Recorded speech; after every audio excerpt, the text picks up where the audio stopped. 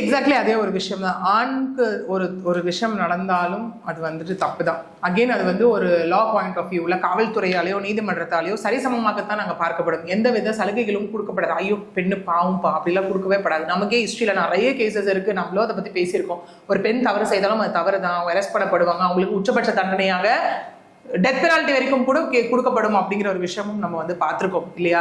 So அப்படி இருக்கும்போது ஆண்கள் முதல்ல தான் ஒரு ஆண் வெளில தெரிஞ்சுட்டா அப்படின்னா அசிங்கம் அப்படிங்கிறத தாண்டி வெளியில வாங்க. ஏன்னா உங்களுக்கு ஒரு விஷயம் நடக்குது. ஏன்னா ஸ்டில் ஏன்னா ஆல்ரெடி ஜஸ்டிஸ் ஃபார் மென் அப்படிங்கிற ஒரு விஷயம் இருக்கு. மென் ஆக்டிவிஸ்ட் குரூப்பும் அந்த இருக்காங்க. ஓகே, மென் ரைட்ஸை ப்ரொடெக்ட் பண்றவங்களும் போராட ஆரம்பிச்சிருக்காங்க. பட் இவங்க போராட்டம்லாம் எதற்காக அப்படின்னா இன்னும் நிறைய ஆண்களும் பாதிக்கப்படுறவங்களும் வெளியில வரணும். ஆண்களுக்கும் அந்த சட்டத்தின் வழியாக அவங்களுக்கு கிடைக்க வேண்டிய ஜஸ்டிஸும் இங்கே கிடைக்கும். அது ஆண்கள் தயவு செஞ்சு தெரிஞ்சுக்கணும்.